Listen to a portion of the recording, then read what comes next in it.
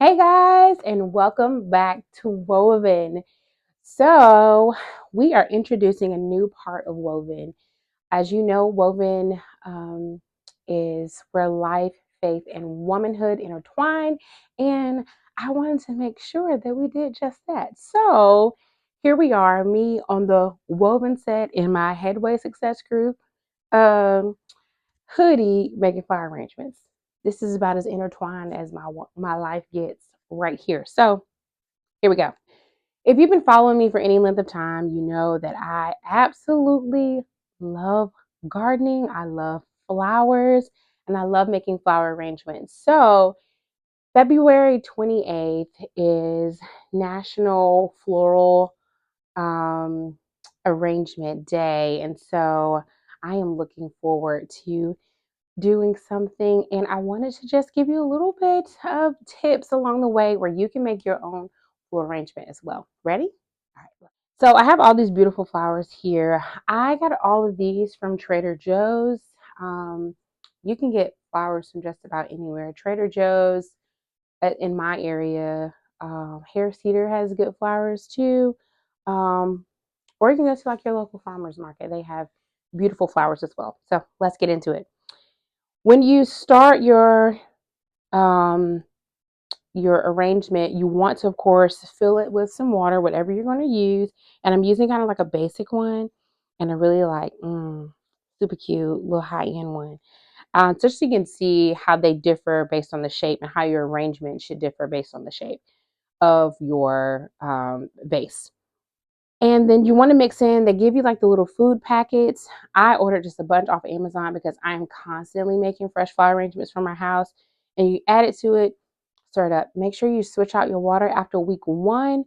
Rinse your stems off, switch out your water. If you don't have any more of the packets, you can um, put a little honey on the end of your stems, or you can mix in a little bit of sugar in your water, and that will help as well. So, first things first, I am going to start with my hydrangeas here. And when it comes to these flowers, I have some that are running away. Here we go.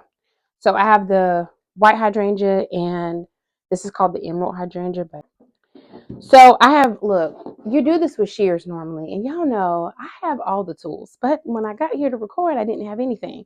So I have scissors, and then I have these that you use for artificial flowers because I have those here. Anywho, when you are cutting your stems, you want to make sure that you cut it um, in an upward angle. And people ask the question, well, why do we have to do that? What it really does, it just maximizes the space, the area in which the stem can take up water and nutrients. That's all. Because when it's cut blunt, you don't have a lot of space. When you cut it upward, you have more space. It has more area to work with. Does that make sense? Yeah. Okay. So big leaves like this that come on hydrangeas, I like leaving them on there because they look so good. But I also have some fillers here, so I may not need all of them. Now it depends on how big you want how tall you want your flower arrangement. We're gonna see how that sits in there. And I don't like that because I want my hydrangeas more on the base of the arrangement. So they would go here because they'll sit more along the baseline of the arrangement, which means I'm going to take off these stems. You really don't want stems sitting in your water. It's going to make your water go bad faster. So let's skip through these. Awesome. I know these scissors are like, honey, this is not my original intent. They did not make me to cut flowers. We're going to get it done today. All right, boom. Now, I know a lot of people that use like tape to put in theirs. I'm constantly changing my arrangement as I make it. So tape doesn't really work for me. It doesn't. Now, I'm going to use this one in here because I'm going to have a front for this one, I believe, or maybe a middle. I don't know. Ooh, look at me being indecisive. I may have we'll see. Or I may just make it not symmetric, but a little, I have an idea. We're going to leave that there. And then I think I'm going to take one of these and put it over here. Yes, I am. Oh, I like it further down like that. Let me cut this one here.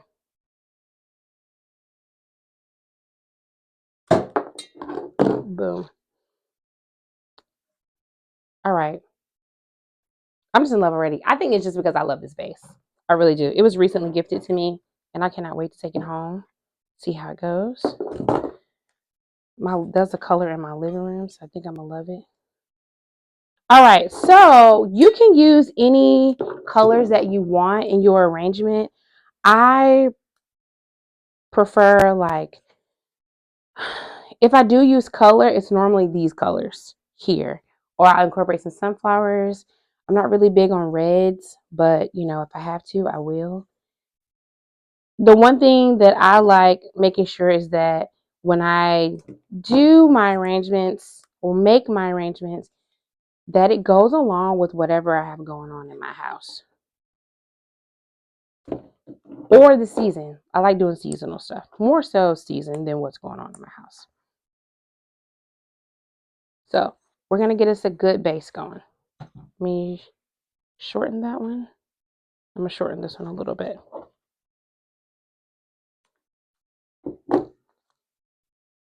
All right, here we go. We're starting off with a good base.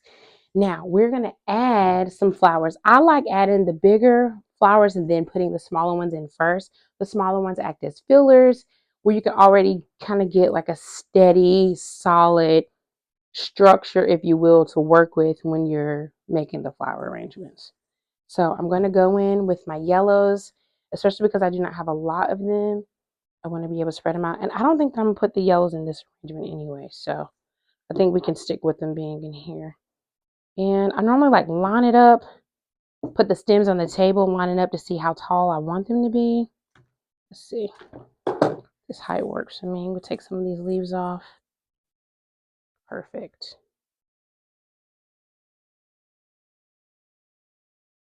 And that might be okay, just because of what I have going on next. I'm going to keep it.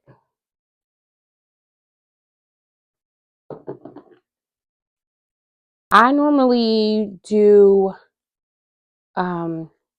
these in odd numbers, the flowers, because things don't have to be symmetric, and sometimes they shouldn't be symmetric. It just seems kind of boring. This looks like it should come this way. Awesome. We'll put one of you in the middle, and that one was on its last leg, so it fell at the right timing. And I'm going to put this one over here. All right, and those are different heights. I'm going to make this one shorter. Boom. I don't know about y'all, but this is therapeutic for me. Like, I absolutely love it. And in this moment, I feel so free because it's like, honey, not only is it therapeutic, but I'm getting to talk. I'm getting to talk to y'all and make fire arrangements. My day has been made. Day made. All right, let me cut these. These are going to be so pretty in here.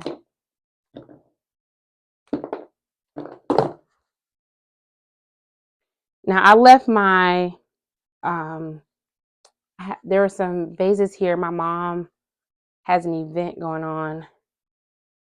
And I was like, Mom, I forgot some vases. And she's doing an event or participating in an event for seniors where they're going to be making flower arrangements.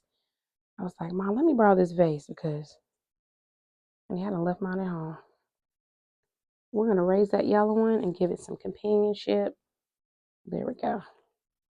Now this is even though it's a wide vase, the neck is short. And so that is, at home, I normally have like wide base, wide, like the whole thing is wide, even the neck. So it gives me a little bit more lee room to do this, or leeway. How do you say that? I don't know. All right. I'm going to pause on that one.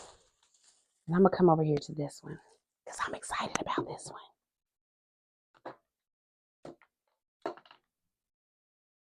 Uh-oh. Here we go.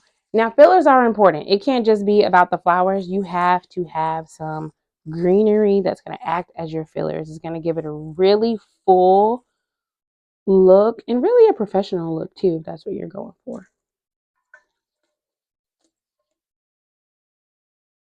Because already, honey, I could have gotten 3 more of these hydrangeas for this base, and they've been absolutely amazing.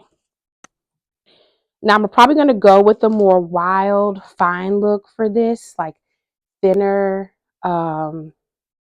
flowers, smaller flowers for this one, just because it's giving that for me. And we're twisted up here. All right, I'm going to roll through this and then I'm going to come back, okay? All right, here we go.